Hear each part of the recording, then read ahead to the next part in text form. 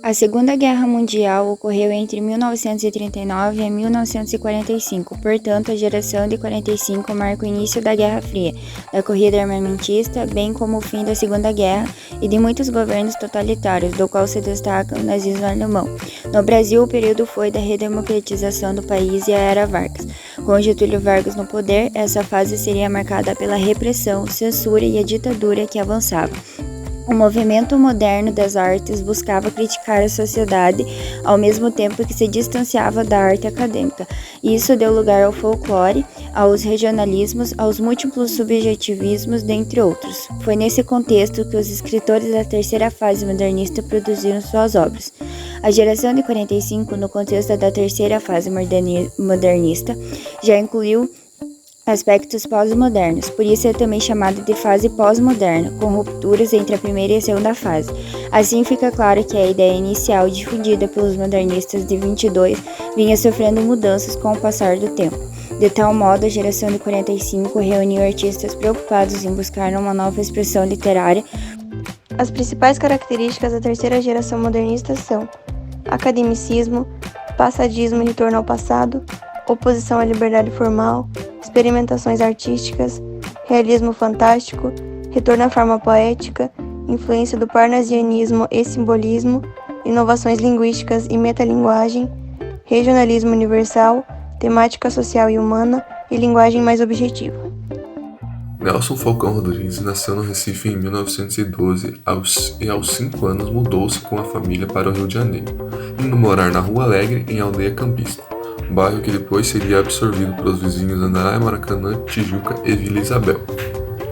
Em contato com a imaginação fértil do futuro escritor, a realidade da Zona Norte carioca, com suas tensões morais e sociais, serviu como fonte de inspiração para Nelson construir personagens memoráveis e histórias carregadas do lirismo trágico.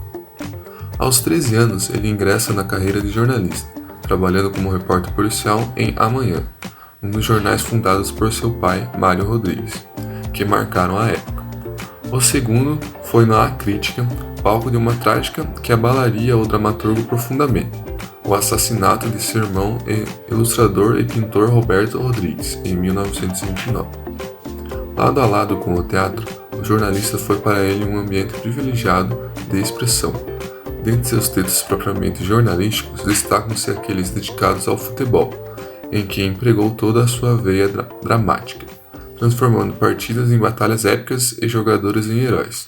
Trabalhou nos mais diversos jornais e revistas, assinando artigos e crônicas como a popular e a discutida coluna A Vida Como Ela É.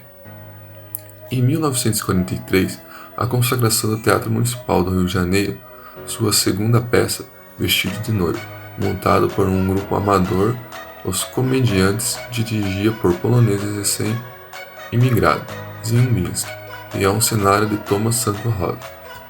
Revolucionando a maneira de fazer teatro no Brasil, sua peça seguinte, Álbum de Família, de 1946, que trata de incesto, foi censurada, sendo liberada apenas 2 décadas depois. Dali em diante, sua obra despertaria as mais várias reações. Nunca há indiferença. O prestígio alcançado pelo conhecimento de seu talento não o livrou de contestação e perseguições. Classificado pelo próprio Nelson Rodrigues como desagradável, seu teatro chocou plateias, provocando não apenas admiração, mas também repugnância e ódio. Sentimentos muitas vezes alimentados por seu temperamento inclinado à polêmica e à autopromoção. Nelson Rodrigues morreu em Rio de Janeiro em 1980, aos 68 anos. Além dos romances, contos e crônicas, deixou como legado 17 peças que, vistas em conjunto, colocam-no entre os grandes nomes do teatro brasileiro e universal. Características da obra de Nelson Rodrigues. Nelson Rodrigues gostava de abordar em seus textos temas delicados como o incesto, a doença, a morte, o suicídio, a traição e o adultério. Com uma pegada polêmica e revolucionária, procurava apresentar a presença das máscaras sociais e a verdade interior das personagens. Nelson tinha interesse em relatar a realidade dura e crua, sem rodeios, muitas vezes fazendo uso de um humor ácido e sempre através de uma forma simples e uma linguagem coloquial. Inquieto, dono de uma personalidade inquieta, Nelson foi muitos e ao longo da sua carreira escreveu para o jornal, para o teatro, para a televisão e para o cinema, sempre procurando provocar o leitor e colocá-lo num lugar de desconforto e reflexão.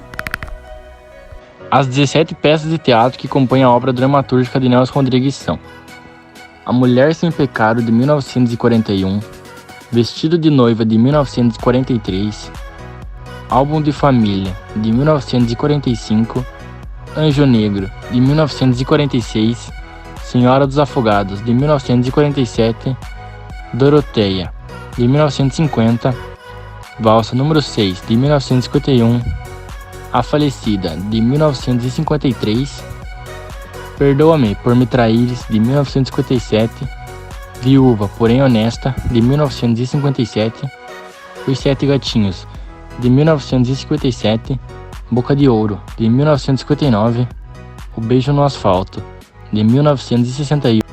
Vestido de Noiva, de estrutura complexa, revolucionou o teatro brasileiro. A montagem foi realizada sob a direção do polonês Ziembinski, que chegou ao Brasil cerca de 2 anos antes.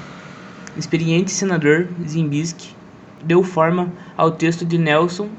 Seu rigor na encenação, com a exigência de ensaios constantes, levou a concepção brasileira de teatro a novos níveis.